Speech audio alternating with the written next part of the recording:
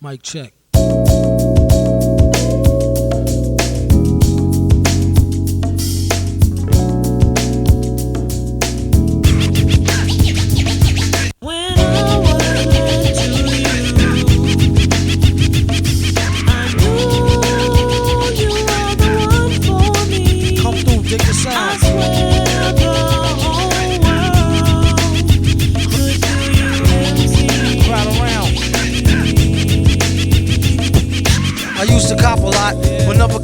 Drop, hold mics like ponytails tight and bobble ops. Stop, stick around, come through and dig the sound of the fly brown 6060 cycle. Who throws a dick around? Bound to go 3 plat. Came to destroy rap. It's an intricate plot of a b-boy strap. Fem stack cats get kidnapped. Bushy Tail, that's his name, Bushy Tail. Really? Yes. Very creative. Yeah, Bushy Tail. We found him on the street. I guess he's just gonna chill next to you. He All really right. likes you for some reason. Yeah. He likes your energy. He likes chill people. So Yeah, that's what it is. yeah, I'm totally chill. yeah. I can tell. You went with 2 Cosby albums, huh? Yes. I got R. Bold Kelly choice. up there too. R. Kelly, yeah, just. And next, I'm gonna get a bunch of P. Diddy I was gonna albums. say maybe like an Epstein autobiography or something. Yeah. No, you got to separate the crime from the art. That's how I feel. Exactly. Thank you. Somebody said it. That's how Louis I C.K. feel. What up, dude? Yeah, for real. He's a fucking killer. Yeah. God, I had no idea about him until I heard the controversy about him. And he's like, wasn't he dating a black woman, was it something racist or some shit? Oh, Louis. Yeah, Louis C.K. No, he jerked off in front of. When he asked, he was like, "Hey, can I jerk?" And they said yes, but it was like they said yes because they didn't want to say no. Oh. And he did a special and he addressed it and he was like, if you have a thing and you want to do that and you ask them and they say yes, still don't do it. Forget the bit. Yeah, but no, I probably had no idea. Yeah. Yeah, no, that's crazy. Yeah. Yeah. Yeah, so you're going to propagate later. That's gonna be fun. Yeah. Popka. What else you got going on this coming few weeks or whatever? Next weekend I got the Dunes again. Yeah. We got Alina Siddiqui headlining. Yeah, I had so much fun there. I like that outdoor. It's like a Florida vibe type comedy show. Yes. I love that shit. It's Sucks awesome. in the summertime. Yeah. It was the worst. Actually, the last show we did was inside. Yeah. Oh, Yeah, okay. they were like, hey, let's give it a try. How was it? It was nice. It felt weird stopping people at the door because the whole reason we have it in the back patio is so that they can still have regular patrons come in to visit the bar. Mm-hmm. But if we have a paid ticketed show, we can't just let anybody walk in. Yeah. So, yeah, the show coming up, I accidentally turned into an all brown show. Like, I don't know. So Alina was going to be my headliner for that month. Yeah. And then I was at Villain and Gus was there. Gus and EJ, I was talking to both of them and Gus was saying, hey, I know you got that show over at Dunes. And I said, yeah, the next date I have available is October 5th. And then EJ's there and EJ is Muslim. And then I got Gus and I got Alina. And then I was like, oh, let's throw Rafiq on there. He's African, but Rafiq is pretty Arab. I don't know, dude. Isn't it funny how that like works out and you don't even you're not even realizing it while it's happening until it's there and you're like, oh shit. Well, then Rafiq had to back out and I was like, well, I'm already on theme. So who else can I reach? Who's going to get checked at a random checkpoint in the airport? And so I was like thinking of comics and I hit up Rue Nafasat, even though I just had her on like a couple shows ago, but funny. we got to stay on brand. We got to stay on theme, dude. Yeah. That's what it's all about. So you gotta do a all black show next. I think I've done a couple of those already. Yeah, it's kind of, you can't get away from that in our area. Next, all whites. Yeah, we did an all white show. This is called equality. Yeah, okay. Exactly. No. Everything but all women because we wanted to be a good show. You know. Yeah. What I mean? Like, God forsake. We don't at max like 2, and you got to separate them real far. You got to put one in the beginning, one in the end. I gotta say, I've never met a female comic who was more of a woman hater on stage. Like when you started out, when you first showed up at Beachside Retro and you got up, everyone's like, oh, let's see how she is. Cause you know, you seem pretty enthusiastic. You're excited to do comedy. And you killed your first time on stage. I wouldn't say killed. You Thank killed. you. Thank because you. most of us bombed our first time on stage, except Preach, because he kills every time he's on stage. What up, Preach? But yeah, you crushed, man. And I think it was a lot of the misogyny and the racism. It really hit home with the comics. Yeah, because I feel like I guess with my first time being a first time comic, I feel like I'm not gonna make a blanket statement, but I feel like most people go for like, the stuff that's off color Yeah, to a little get a edgy. reaction, just a little edge. I mean, I'm not, but I felt like that's what I needed to do to even get a reaction. And I didn't even like think of it that way, but it's Yeah. just like how I was doing more free flow stuff my first time too. I wasn't like, I recited a little bit, but once you gave me more time on stage, I was like, oh, well, I guess we're going to talk about the strip club next door. Jesus. And I don't know. It was a crazy experience, but I was just telling Shannon, she was here earlier, and I was just like, man, like the euphoria I felt after that was like unmatched with anything I ever felt before. I came home, I looked my husband like dead in his eyes. I'm like, I'm never stopping. I have to do this. I'm never gonna stop. Yeah. Yeah. No, but I appreciate that. Thank you. No, Yeah. I mean, if it wasn't for y'all being so supportive and shit, I wouldn't I probably would have stopped already, because it's like, I feel like it takes people around you to kind of lift you up and help you. And like, y'all give like the best advice. Like, I'll take any advice, all advice, but like, obviously filter it for what works for me. So, Right. I mean, like, I really appreciate it. Yeah. Yeah, I would say that too. I'll take every bit of criticism and do what I'm gonna do with it, but Mhm. I'm not gonna give anybody a hard time for giving me advice or critiquing or anything like that. But yeah, you were talking about like going hard at the first open mic. That happens with a lot of open mics because most of the time it's all comics, and comics aren't gonna laugh at surface level stuff for the most part, unless it's intentionally corny. Yeah. Like Kyle Christopher. He loves those puns, man. I'll make a pun joke knowing he's gonna be the only one laughing in the back of the room, and I did it on purpose. Like, he loves puns. love Kyle. Yeah. Love Kyle. No, I saw him fucking just like, when you get that energy, like the energy shifts in the room and all the focus goes onto the person on stage. Yes. I saw Kyle do that at Mojitos now, but Muggsy's at one point when because I don't, it's like a selfish weird thing. I think I've told you this before. Like, after I do comedy, I kind of just like go outside. I just like being outside because when I'm inside watching people, when I'm not on stage, it gives me anxiety. I'm like, I gotta get out of here. Yeah. But I stayed in and I was like, holy shit. Like, to watch him kill, like he killed at the end of the fucking night at Mojitos. And I was just like, that's crazy to just like experience that and like be like, that's the energy like everybody's trying to grasp in the room. So Yeah. it was just really cool. He's great. Kyle's great. You've had nights like that. I've had some nights where I felt it. Yeah. I felt that energy and I'm like, this is And- what I want to yeah, be and in then the you're whole chasing it time. for the rest of your life. I know. Yeah. I had that at Madcaps last night. Oh, fuck. It was so fun. Madcaps is a magical room, man. They packed it out. There was like 50 people in there. Holy and shit. it's, how small, like it's but a good small room. Like, it's built for comedy, I feel like. And I was just like getting that energy and I was like riding that wave. And I'm like, because everybody was pretty much killing that night. Everybody was doing good. And to ride that wave of killers that are going before me, I'm just like, I was able to maintain it. It felt good for me because I'm like, I'm working with people that have been doing this for like years. And Right. like to be able to kind of match with that energy that they're putting on stage and not bring it down, it feels so good. I didn't kill or anything, but it to felt validate for yourself that you belong there. Like, you're not there on accident. You worked. I'm bragging on you a little bit, but you are one of the hardest working. Like, if there was an award for world's hardest working comedian, it would go to Alex Barboza for sure, man. I appreciate that. Burn yourself out sometimes. We're like, hey, take it easy.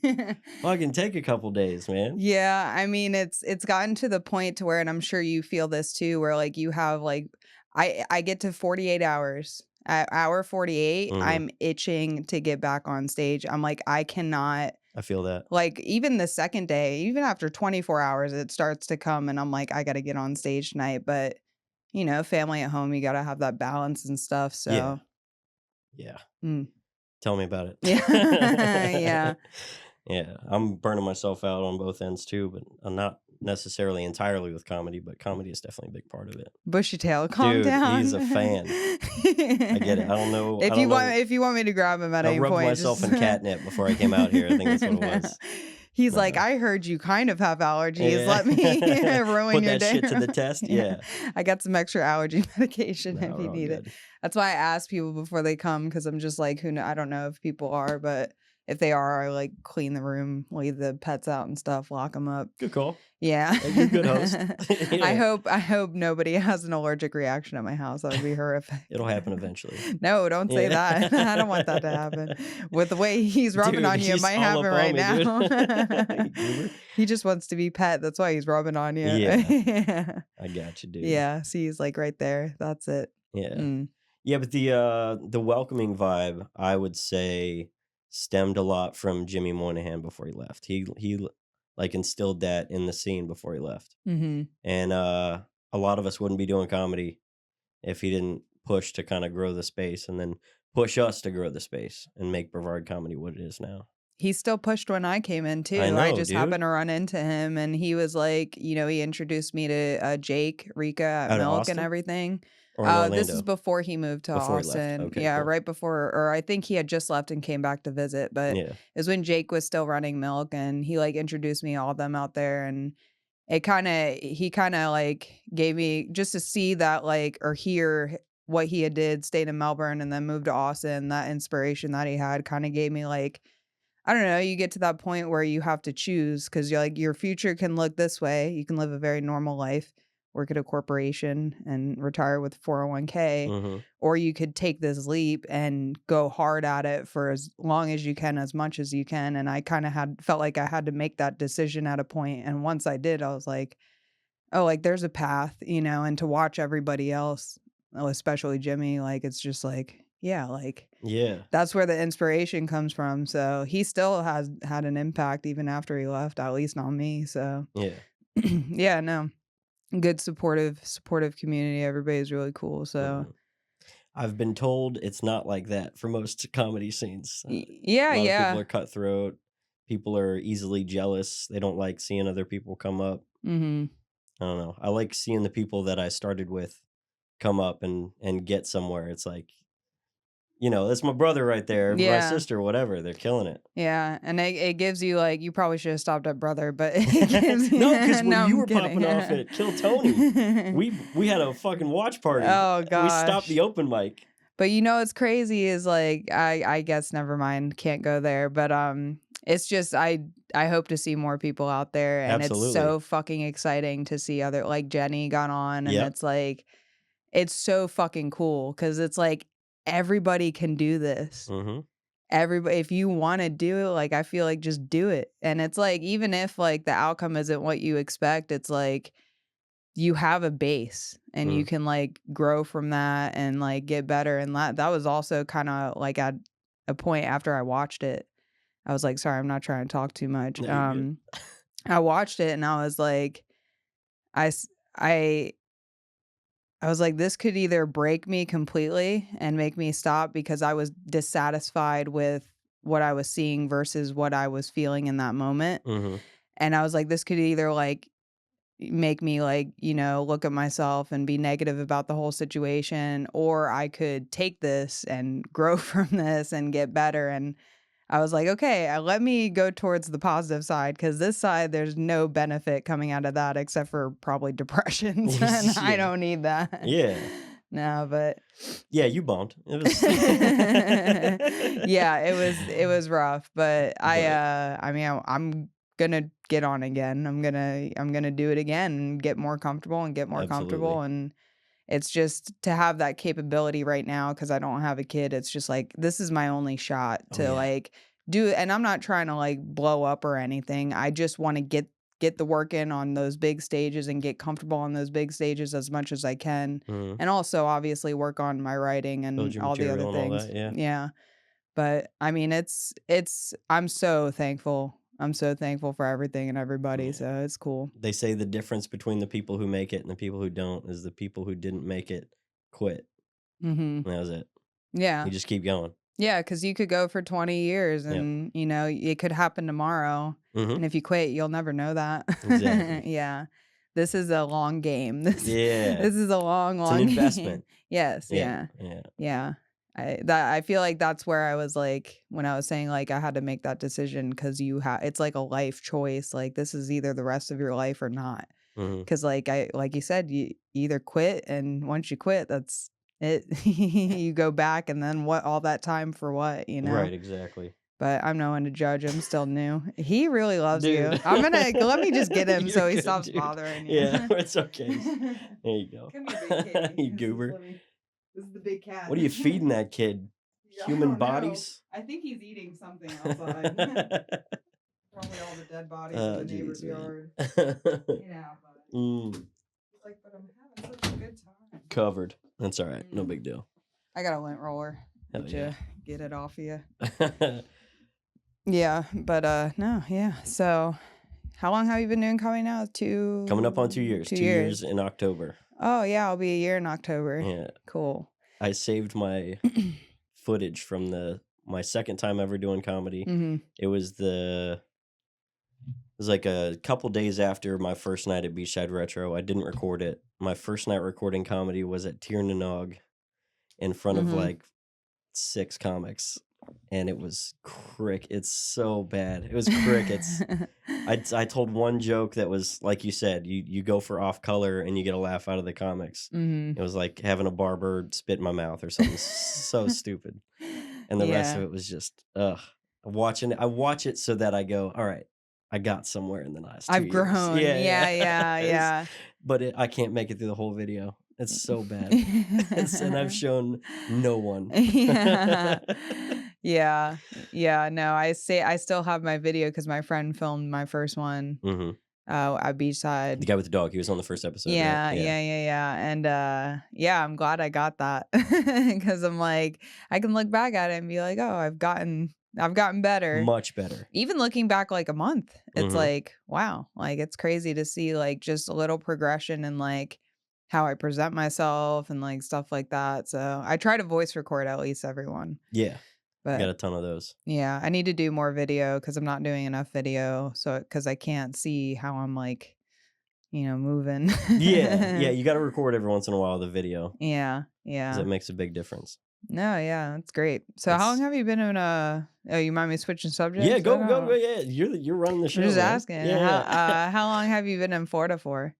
My whole life. Your whole life? Yeah, so I was born in Homestead down by Miami. Okay. And then I lived with my dad while he was going to college at UF. Mm-hmm. And then we moved here 20 years ago or something like that to Melbourne. Oh, yeah. So we've probably been here same amount of time.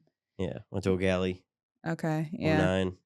Yeah. O'Galley. I was almost supposed to go there until they switched the bus for Vieira to O'Galley because I lived in a neighborhood that I'm not going to say because my mom still lives there. Oh, shit. Okay. Yeah, good call. Yeah, but, I was a freshman before Vieira opened. And then sophomore year, half my friends moved from O'Galley to Vieira. Yeah. Like right when it opened. Yeah. Guess I'm kind of aging myself. Yeah. They should have cut it off at the like Suntree maybe. Because it's all the way down to Post, right? Yeah. I was like, that's like right when you hit like a different side of town. I'm like, that's why I can't be going to this school with these kids driving Mercedes Benz. I got myself a 1992 Toyota Paseo with a spray painted hood. But no, it was it was interesting. Very cliquey, like any other high school, I'm sure. But high school is high school. It's been so many damn years. I run into people. I'm like, I don't even remember what you acted like. Like that's how long it's been. That's crazy. But they remember you better than you remember them, right? Yeah, they're like, oh yeah. No. Yeah. But no, it's growing up in Florida is different when you start like getting out of the state. You're like, oh, people are different. Like very different. People come down here and they're like, you lived your whole life in Florida. It's like, yeah. When I was 2, they gave me a gator and then I had to raise it. Yeah. Like, what? Yeah. No, it's insane. Yeah. Florida's cool. I like it here. I won't leave. I'm probably never gonna leave. You want to go I'm kind of anywhere? tied Or... down. Yeah. Yeah. Well, 2 baby mamas, 3 kids. yeah. I mean, yeah. Once the Good. youngest hits 18, I'll, pursue a little more outside of Yeah. Florida. So you have an idea of where you'd want to go, or just an idea that you'd want to go? Just an idea that I'd want to go. I think I would travel a little bit more and just hit a bunch of places because I feel like that's the best way to grow is get in front of different audiences. Because if we get spoiled by Florida audiences expecting a certain type of comedy, we're going to kind of pigeonhole ourselves. So getting out there and trying out what works in different areas and learning how to change gears in front of a different type of audience, whether it be, I hate that things are divided politically, but liberal or conservative or whatever. Yeah. That's how it is. When I was Yeah. in Atlanta, they were super liberal, and I'm like, oh. Yeah, your jokes I'm don't like, actually land. oh, the black people love my jokes, but the liberal white folk in the town don't like my Yeah. jokes. They're offended for the black people who like your jokes. Yeah. I don't know. I had a good time though. Have you been there Where? to Atlanta? I haven't yet. Yeah, it was fun. Yeah, I mean, just all the crowds were different. It was just different. It's You got different on everywhere. a Laughing Skull? Yeah, Nice. yeah. I did that twice. First time had fun, did great, not great, but like good for what I am. And then the second time I didn't do so great, and it was a guest spot on a showcase. So I was like, fuck. I was like, I don't want to do bad here right now. Like, could I swap? Can I have my open mic set here? Yeah. No, it was just, I was uncomfortable for some reason. I don't know why I was uncomfortable, but I was. So I was like stiff, Yeah. like pretty much, it was pretty just much my happens. Kill Tony set almost. Like, I Oh was my just like, God. yeah. Yo, your Kill Tony set. It wasn't even the set. It was when he was interviewing you. You had like your hands behind your back. You're standing at attention. I know. Yes, sir. Yes, sir. I was so nervous the whole time. What's crazy is I didn't even think I was nervous until I watched it. And I'm like, oh my God. I was like, who is that on stage? You were a completely different person. I was gone. Yeah. I was gone. Like my brain, I wasn't even there. Yeah. I just had words coming out of my mouth at a very not controlled rate. Yeah. If it was a controlled rate, it might have been better. But did you smoke beforehand? No. And that might have been a part of it, possibly. Well, because you've been kind of conditioning yourself to smoke. Possibly. I mean, I've been doing like milk when I do Milk District. Yeah. I try like when I do like showcases. I like stop like 3 hours beforehand or like a couple hours beforehand and just like go up, do my thing. And I think in general, I've noticed this, and Sean Murphy said this the other night, and I related to it. He was like, I feel like the nervousness, this isn't word for word, but like, this is how I perceived it. Like the nervousness kind of makes me do good. And sometimes when I feel too comfortable and I'm like, I'm going to do good, I don't do good. Yeah. So it's like, and that's how I was feeling about Kill Tony. I was like, I'm going to do good. I know my shit. And I know I'm going to get on there. I'm going to treat it like any other show. And I was overconfident, and my body just naturally like went into I don't know. Didn't you say you changed your fight set? or flight? I had one older joke that I used, and then I was using the other 2 jokes I had were new stuff, and the one that bombed in the middle, like with no laughs at all, was the one that was completely new, and it was horrible. I don't even do it anymore, but it's just like, I don't know. It's like but yeah, when I get anxiety, when I get nervous, and what smoking or non-smoking, if I'm nervous, I usually end up doing good. Yeah. I don't know if it's got to be that adrenaline or something. There's something about it. Yeah, but it's not just that. I think it's a combination of being nervous and the release of that first joke doing well. I think that's the combination that makes for a good set, because that's you were nervous and then it works and you're like, oh shit, I have all this adrenaline from the nerves and now I have a place to put it. Yeah. 100%. I refuse to smoke or get drunk before I go on stage. Yeah. I smoked once way early on before an open mic and just bombed my ass off. Yeah. And the only other time I've ever smoked before a show, I had already set that I was never going to smoke before a show, and fucking Austin Kleeman gave me a hit of it. He drugged me. Okay, Austin Kleeman. No, I say that every time, but he Jedi mind tricked me. I don't know how he did it. We were just chilling out front of Milk, and he was like, "Hey, this is the last of my blunt. Who wants it?" And I was like, "Yeah, I'll take it, whatever." And I just forgot that I was about to go on stage in a second. And I as I was hitting it, I was like, "Oh no, what have I done?" And Austin is a bigger guy. He's lost a lot of weight, but he's a bigger guy, so he needs that potent shit. And I'm a little guy, so that smacked the fuck out of me. And I just remember being on stage, not knowing how much time I had spent between the end of one joke and the beginning of another. Then I was thinking about what joke I had just done instead of what joke I was about to do. Like, my brain was everywhere at once. It was a nightmare. It was a nightmare. Yeah, I think it's I know this isn't gonna last long term because naturally I just want to quit in general because I feel like when I have a kid, I don't want to be doing that stuff anyways. No disrespect to anybody who does, No, but but it's you want to just have your like wits about you. my personal preferences. So I know it's not going to last. So what I'm really trying to focus on is just like, because I know it's going to mess me up down the road. Because if I'm doing it now and I get comfortable with it now, when I stop doing it, it's going to be like doing it differently all over again, which probably is also what happened on, like we were saying, on Kill Tony. It's like I wasn't in my natural. I mean, that's not just it. Obviously, there's a lot of aspects, but like another aspect to it is that. But you don't want to make yourself dependent on it before you go on stage. Yeah. So I've been trying to keep a good balance, like shows where I'm really comfortable with, and I'm just like, I'm gonna do some new stuff, and I need to relax a little bit so don't have anxiety running through me. It's not an excuse, obviously, but I'm just like it helps me kind of chill, and I'm just like, this isn't as I mean, it's important, but like there's other state, like at Villain, I'm just like, I'm here for 2 fucking hours. I need something to get me, because if not, I'm gonna be sleepy, I'm gonna look tired, I'm gonna not be in a good mood, and I don't want to be that in front of people. So I need to learn how to get out of that and not use it as like a crutch, because it's pretty much what it is. Yeah, and I think it's common with a lot of, like, when you start out to kind of get past the jitters. Because my first, I gotta say, like 4 or 5 months, my left leg would shake. I had no control over it. I was fully conscious of it, and I would be focusing on stop. It would just not stop. And I'm like, I know people can see this. There's no way people don't see this right now. And then I couldn't focus on my jokes.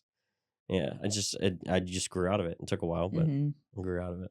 Yeah, certain stages I'm comfortable with because I get a handshake. Both my hands shake really bad and they get really sweaty, clearly. But yeah, I still get it when I do a new stage. When I do stages I've been doing consistently. I mean, like Beachside Retro, I got nervous because I wasn't doing it consistently anymore because I hadn't been there in a while, but I still get the shake in my hands. But I try to not focus on it, but it's hard because I'm like, I know people can see me moving the mic like this. Yes.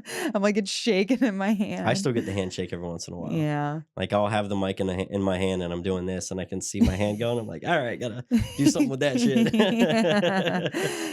Because I feel like if they see your nervousness, they're just like, oh. You lose credibility. Oh, we got them. Not a professional anymore. Yeah, they're like sharks, dude. They can smell it. Oh, yeah. I feel like the comedians are the only ones that can smell it. Yeah. It's just in our heads. Yeah. We see everything that we're doing, right? Yeah. Like the worst laugh is the laugh that happens a second and a half after a punchline doesn't land with the audience. And it's a laugh coming from the back of the room.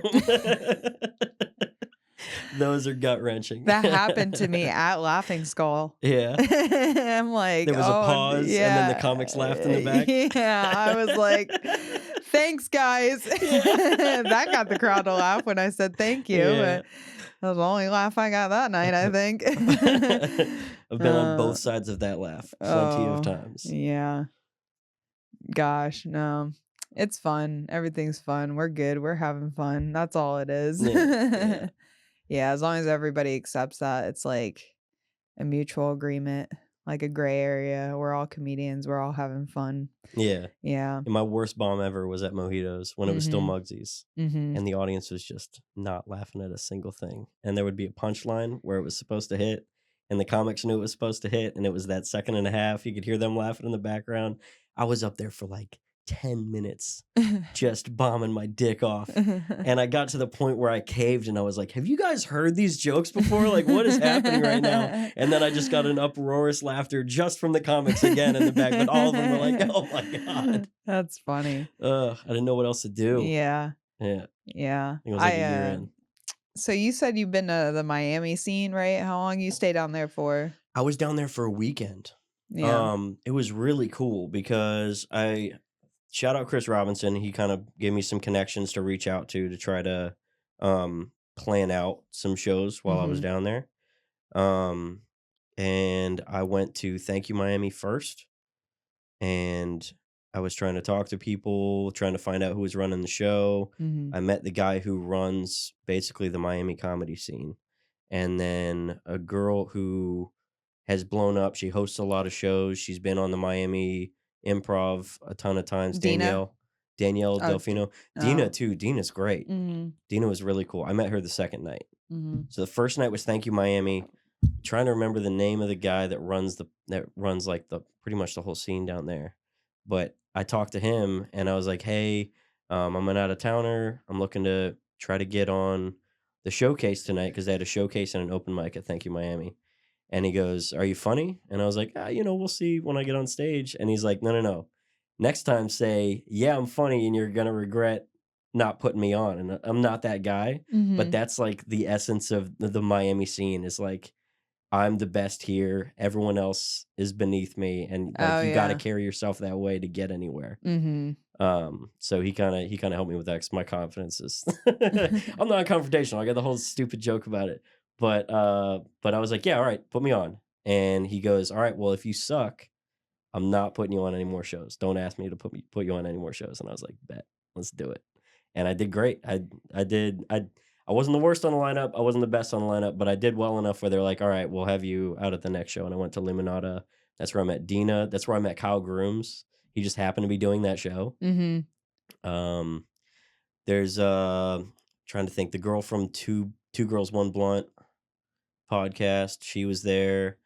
Grant Tolliver is like a 6'8" Kyle Christopher. Like, really? Yeah, I swear to God. Isn't it crazy to see the same type of people in other scenes? Yeah. He has like Kyle Christopher style jokes. Yeah.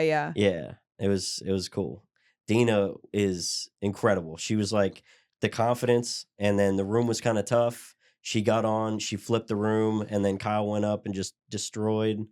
But they got some good ones down there. Yeah. They're a little more diluted. There's a lot of open micers that I feel like we could all go down there and be like, yeah, what's up? Like, Melbourne represent, like, really good. We show up a lot of them, but there are a lot of heavy hitters in Miami. Yeah. Palm Coast and all, West Palm. I think I might take a trip down there soon just because it's in Florida. I want to do more Florida stuff. Yeah. Because it's just, I feel like it's easy access. So why not just drive down, for a weekend like you did? And yeah, that's good. Yeah. I saw Dina at, I met her at Milk District. I she did a little Orlando run. Yeah. I walked in like halfway through her set, but she's hilarious. Yeah. She's funny. I hope I run into her if I go down there. Yeah, but that's cool. Yeah. So what else is going on, man? What's been on your mind? A lot, man. I'm doing inside and outside of comedy, man. I just had a lot of stuff going on. I'm working a lot. I feel like I haven't got a break in months. What do you do again? I'm a handyman. Okay. But then work's kind of been slowing down, so I started another job. So I take my kids to school in the morning. Right from dropping them off at school, I go to this first job. I work till about 3. Then I go do handyman work until about 7. And then I go home and I take a shower. And then I go do comedy. And then I get home at like midnight and it's all over again. And I just have not got a second. Yeah. Yeah. So. Well, hopefully you get to take a little time for yourself here soon. Yeah. A little break. Well, kind of had a forced time for myself recently. Yeah. That's always good you got to check in with yourself so you don't fall into, just the loop, the cycle of life and then be like, whoa, what is happening? I've barely been living through this. Let me take a break. Right. Yeah. I feel that for sure. I'm not 100% because I don't have kids or anything. So I know it's a different experience, but Yeah, what's it like having, you got three little kids 3 running of them. around? One big Yeah. one. One big one? 14-year-old. He started 9th Wow. grade this year, man. You're not 14 too? Dude, I used to look 12 when I didn't have the beard and I wasn't as fat as I am now. I used to look little, and I just skipped that whole point where I look my age and now I look older. Like, no, you I guess still don't have like the white people wrinkles. I think if you shaved, you could get away with like 20, yeah, mid maybe low Have to get rid 20s. of the second chin first. Beard's like a push-up bra for It really is, though. I just learned that Hell recently. yeah, dude. That And a then you lot can of shape it so your jawline looks better than it is. Oh yeah. You hats should see and Noah hats and without a beards. beard. Yeah. Yeah. I'm no feminist of any sort, but it is funny to see how like dudes do the same they do the same shit that chicks do, Yeah, but it's just dude. a little bit Of different. course. It's just the bots on the internet that complain about the makeup. Might as well do it on the first pod. I'm 5'6", but I got some wedges in those shoes right there. I got a whole extra inch. You gotta That shit add an matters, extra dude. inch. Do they make dick wedges too? Dude, if only. No, technically they do. You pay Yeah. $1,000, get your shit pumped up. Yeah, that was on YMH, wasn't it? I don't know. I think maybe. It was like Yeah. some shit with that. Oh my god. Yeah. It's you can make it crazy, dude. girthier. Oh yeah, that's Yeah. what they were talking about. Yeah, you make it wider. Yeah. That's It's crazy. insane, dude. Yeah. Oh my god. You gotta have some Imagine. money. Imagine. But why would you want to make it wider? I don't know. I heard that's better. You're the expert. The fuck? Yeah, I guess I shouldn't be asking you. I'm sorry, it's 2024. I forgot what gender you were. If I had a finger up there, you might as well start with something. Yeah. Shit, dude. Yeah. We don't need no eye herpes up in here. Dude, the eye herpes story was ridiculous. I was working. I was cutting ceramic tile, and I just thought I got some tile in my eye. And I went to the eye doctor, and he said I had herpes. He didn't say eye herpes. It's real. He said I had herpes, and I was like, when was he down there? Like, what the fuck? And he goes, no, it's eye herpes. It's a thing. It's common. I'm going to prescribe you a few things. Yeah. My original joke was almost nothing like it is now. I'm going to do a side to side comparison, like when I first started and where it's at now. But the original punchline was he gave me the medication for it, and it was like 3 different drops, and one was an ointment. And it was like a thick white ointment. And I'm like, Doc, I think this is how this started in the first place. Like squeezing cum into my eye, dude. What the fuck? That's funny. Yeah, that was crazy. It's crazy to think, because I had a Quez ask me the same thing when he was on here, because I was talking about the breast implants. He couldn't hold it together when I was talking to him about that. I'm like, wait, I forgot you're like 20 something. I'm like, he's like, they like Lego pieces. You just pull them off and click them back on. Yeah, but he was so surprised it was a real story, and I'm just like, yeah. I'm like, most of this shit is real. So it's like, it's interesting to hear that there's a real, like, it's real. It's a real story. Yeah. Yeah, no, it's fun. Most of my jokes come from some form of real, and then there's the exaggeration to make it funny, the embellishment. Yeah. I haven't actually had a finger in my ass, believe it or not. Are you sure? Yeah. Well, besides my own, you got to clean it every once in a while. Start with a pinky. Listen, just get your pinky off my couch, man. Maybe rubbing that's it why in, your cat was over here. He's like, something smells. He's like, I know where this finger's going next. Oh, shoot. But yeah, no, that's cool. I feel like it's best to start from your life if you're going to be writing a joke, just to avoid crossing paths, because there's a lot of parallel thinking, a lot of people coming at each other. I feel like that's the most of the butting heads in comedy, is someone going, oh, that's my joke. And then where's the line? Because people cover different topics or the same topic, and they have different takes on it. Yeah, I mean, I don't know. I had a joke that I did when I first started that was similar to someone else's joke, and I just dropped it. I'm like, okay, bye. I'm like, it doesn't bother me that much. That's happened to me like 3 different times. Yeah. And all 3 times it was fucking Anthony Papali sending me a clip of some big comic that was doing a joke really close to the joke I was doing. I was like, son of a bitch. Yeah. So now whenever I get a message from Papali, I'm like, great, what joke is someone else doing now? I can't even, motherfucker. No, I anytime I do anything like that sounds like it was too easy, I look it up in Google now. 100%. Because I'm like the one I just started doing with the hearing aids. I'm like, this is like somebody had to have thought of this hearing aids before. Yeah, and like I'm there's like, no way. no, it's nothing. I'm like, fuck yes. It always feels good when it's like, yeah, this is mine. Right. Until a 15-year comic comes up with it and does it on camera. Yeah. That's just kind of the part of the game. Yeah, but I'm sure, 10 years down the road, I probably, unless it's evolved, I probably won't be doing it, Yeah. so I don't know. Yeah, but it's yeah, I mean, I hear a lot of like, this person stole this, and I feel like the best way to handle the situation is to just confront the person and not confront them like, you're stealing jokes. No, Like, just have the conversation. like, hey, like, I've seen this somewhere, and like, maybe just look it up, like sift through your stuff and just like see, because of the perspective that some comedians have, I feel like people will get, like blackballed from a place because they did something that somebody didn't like, and it's like better off to try to just avoid it in general. Yeah. But yeah, because there was an instance where I talked to somebody personally, and I'm just like, because a lot of people are like just talking, and just like, let me just at least say something and just like have a conversation and just like, be like, hey, like, we want you here. I want you to keep coming. So like,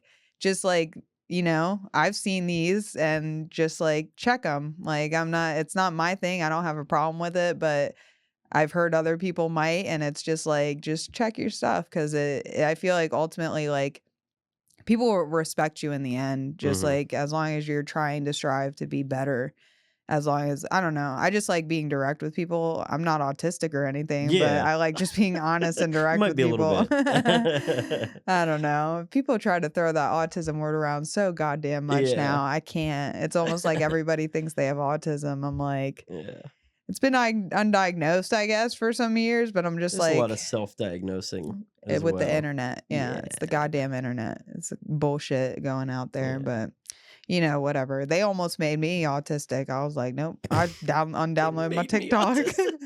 Dude, Chinese government's making people autistic. Yeah, they're giving you symptoms that aren't really symptoms of autism. And like, hey, have you do you read a book, or are you on your phone when you're on the toilet? Oh, you must be autistic. Are you not normal? Right. Yeah. Nobody's normal. We're all if we're all autistic, isn't that the new normal then? Is it, no. I don't know. Yeah. I hear it everywhere I go now. And like, it's I honestly, like, it doesn't bother me because I don't give two shits, but like, to see people that actually have like serious, like, Asperger's or retardation. Sure. No, the but technical term. Okay, not the tech. The people that think they have autism are retarded. But the people that actually have autism and those other disorders, it's like, it's kind of fucked up to them because, like, dude, now you're just like being a piece of garbage.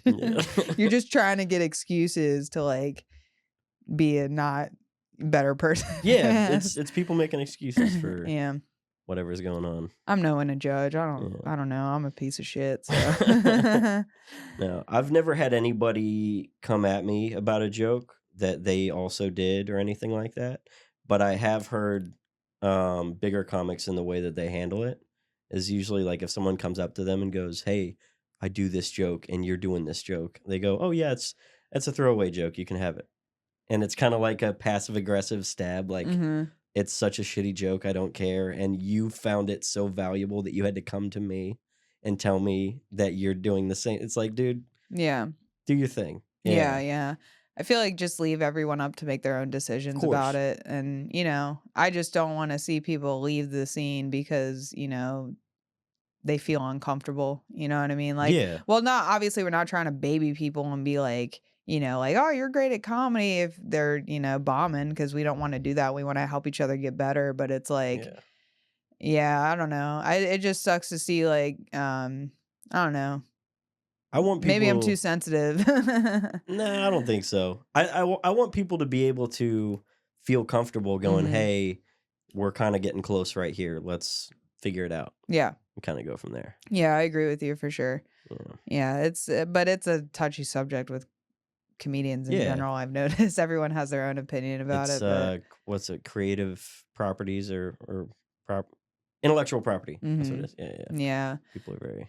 Yeah, but I mean, I just try to stay in my own lane and Yeah. worry about my stuff first unless I feel like, okay, well, let me say something if I feel the need to say it, but usually I try to not get my business Yeah. involved. 'Cause- yeah, but no, I love it. Everything's y'all are so fucking great. I'm so lucky. I was like, I didn't even know like my whole life. I'm just like, I never thought I'd do stand up, and then like to even find out there's like, oh, I can just like in my hometown this whole time I could have done an open mic. It hadn't been going on that long. Yeah. Like the only reason I even started it 2 years ago was because Pineapples was doing an open mic and I was coming out. I've been wanting to do comedy since I was in high school, man. I was listening to Dane Cook and Brian Regan and Dave Chappelle, and I've always wanted to do it. And then 20, I had a kid.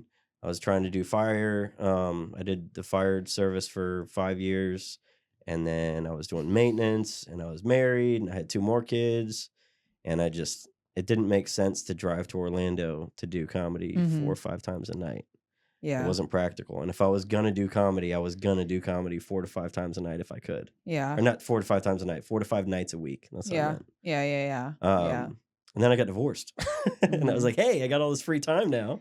Yeah. She's got the kids half the time. So whenever she's got the kids, Blessing in I'm out. disguise. Yeah. Yeah. So, and then it just so happened that when I got divorced, the comedy scene was local. We had, I guess open mics had always been around, but I had never been to open mics. Mm-hmm. Pineapples was doing an open mic, and I would just go out and watch. Yeah. And I'd been writing for like a month, and I just didn't have the balls to get on stage. Mm-hmm. But I was watching some of these comics, and some of them were coming from Orlando. They were crushing, and others were locals that were mentally unstable. There's a couple. I'm not naming names, but any locals know the couple people that I'm talking about. Yeah. And I'm like, oh, I could do this. Like they're doing it. You know what I mean? That was kind of the push. Yeah. And then by the time I talked to Jimmy and was like, hey, I'd like to do the open mic, Pineapples had already shifted to being a showcase. Mm-hmm. And he's like, I can't give you stage time, but we're going to try to get an open mic started at this record shop. Come out. And I think it was like a little more than a month after they had gotten the open mic going where I finally came out and got on stage. Yeah. And like you said, as soon as I did it, I was like, I can't stop doing this now. Yeah. This is my thing now. Yeah. Yeah. And that was all we had. All we had was Beachside Retro. We didn't have anything else. And so the week that I did it, the guys had come from Daytona. Tim and Roy and them had come from Daytona. Mm-hmm. They were there. Sareth was there. And they were like, we do this show up in Daytona. You should come out. And I had just finished the Sunday night open mic. And I saw on social media that all the guys that were at that first mic I was at had driven out to Lakeland. They did the Laugh Out Lounge and Long Live Vintage. They hit 2 mics in one night. I was like, man, I'm missing out. I gotta, I feel like I'm missing out. As soon as I'm missing stage time, I'm getting behind. Mm-hmm. And so I went and hit Tiernanog, and that was my first recorded bomb. Yeah. But then the next week came around, and I went out with them to Laugh Out Lounge and Long Live Vintage, and that was like our almost weekly thing because there were 2 mics. We would just all carpool out there. And then I'm trying to think what the next mic was that we had. I think Muggsy's was the next one that we had, where we had, okay, now we have 2 mics a night. Now we're getting some momentum. Oh, now we're getting good enough where Jimmy's putting people up on Pineapples for 3 or 4 minutes. And then some people started taking the reins and opening rooms. Cody Z opened up a room in Cocoa Beach, like North Cocoa Beach, almost Cape Canaveral. Mm-hmm. That was one of the first extra mics that we had. We were going up and doing that one. It's only been recently that we've had 4 to 5 stage nights of stage time where like you jumped in, and now there's stuff all over the place to do. So it's been really cool. Yeah. The timing worked out really nice. Yeah, I had no idea it was like basically like developed like a year or 2 before I started. Brand so spanking like new. fucking Jimmy, thank you. Yes, dude, Jimmy. Oh my gosh. I Yeah. probably would have kept going to the improv, not getting on stage because I had no idea about anything else. So I'm thankful for Orlando too, because like all the open mics out there. Absolutely. Because meeting them at Pineapples, they were like, hey, come out. We got mics here. We got mics there. We can hit a couple mics a night. Like Bowling Bush was one of the first ones I went out to. Not Milk District. There were a couple other mics out there. Yeah. No, it's almost like we have I mean, literally a highway connection between like Brevard and Orlando because it's like, and it's great because we all circulate like in each other's scenes, and it's like, I don't know, it's cool. Everyone's in Orlando is cool too. I love going out there. Yeah. Most of them seem to like us. They definitely like coming out and hitting the stages out here. Yeah. No, I like going out there. Milk District is fun. Moon Room's fun. I love doing all of them. I can't wait to get back on at Moon Room because it's been so long, but I'm back out October 8th, I think. I'm so excited. Nice. I'm like, hopefully I do good. Yeah. Because Moon Room, I still need to conquer it. I haven't had that energy I was talking about earlier, like a night like that there. I want that there. Yeah. But yeah. Did you reach out to Eric to get scheduled again? Yeah, like a month ago. Yeah. Oh, yeah. I try to hit him up at least like once a month just to try to get on. But I know he's always booking people from all over, so I don't expect anything, obviously. But Yeah, but that's the thing that I found out even booking my own show was I'm not gonna think of somebody to put on unless it comes down to that and I need it. The people who get put on are the people who reach out. Yeah. People go, hey, do you have stage time? And then I schedule them out. And all of a sudden my show's scheduled out for months. With Eric, like, I think there was like a month and a half where I hadn't been on Moon Room. And I hadn't asked.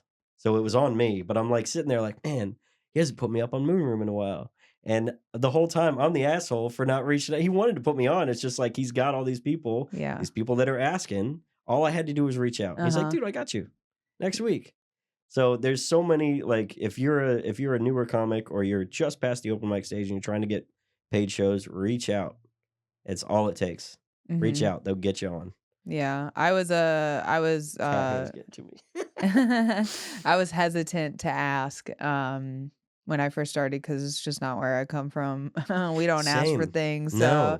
I realized very, very quickly, thank God that I realized it, that I had to ask to get on shows. Yep. Because if it wasn't for that, I would not have been out at Milk for as many times as I have, Moon Room for as many times as I have. Because like they're busy, like they're comics too. They're busy too. So it's like, and they have a ton of people reaching out, and those are the people getting put on. Yeah. So I learned that really quickly, and it works. It does work, not for all shows, because some shows I'm not ready for, and I get that, and I just want to keep, but it helps me know I'm like, I'm gonna get on it one day. I'm gonna work towards that. So it's like it's a next goal. But yeah, no, you're totally right. I love it.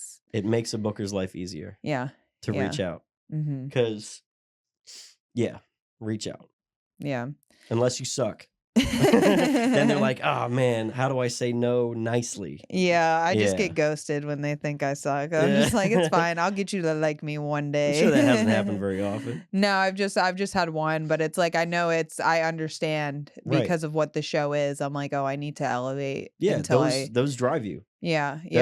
That's so important. Like the BrevardComedy.com, those shows, those are like milestones for our newer micers to aim for, to get to a point where you have enough time and the time is solid and you can go, let me get a guest spot and prove to you that you're going to want me back, and ask you, like, reach out and ask for those. But then you got to build, like, the BrevardComedy.com, some of the shows are like club clean, and then some of them are go ham, do whatever you want. And so you emphasize to Kaylin, the booker, hey, this is my style. So you're not going to want to put me, at the old white people show, because they're not going to like me. Like Club 52, do whatever you want, dude. That I've done that show twice now. I've hosted. So much fun. So much fun. But that's one of those where she will be blunt, because she's built an expectation from her audience to bring a certain quality of comedy. So when you get to that, you're like, yes, that's the next step. Now what? Now where do I go next? Yeah. No, that's it. That's the leveling up. I look at it like a video game kind Yeah. of, but yeah. No, but yeah. So this has been fun. Thanks Hell yeah. for Dude, the time went by fast. Yeah, it did. It's probably past when I'm supposed to get out of No, here. I you're don't know. good. I Okay, checked. cool. We're good. Sweet. That's why I was about to close it out. But yeah. yeah, get going to propagate. Go fucking kill them bitches. And you want to shout out your Instagram or any upcoming shows? M Gladden Comedy on all platforms. Every first Saturday of the month, I run a show at the Dunes. I got different comics. If you're a comic and you want to get on, hit me up. I usually do a bunch of 15-minute spots, and then the closer gets 30. It says headliner on the flyer, but that's not a headliner position. It's 30 minutes. But I get bigger. Like Chris Robinson gives me shit all the time. It's like, that's not a real head. You're making headliners seem like lower than it is. You know, it's so. Oh yeah. Well, thanks for coming out. Thanks for having me. Appreciate you. And she keep working that back, and I'm about to throw the shit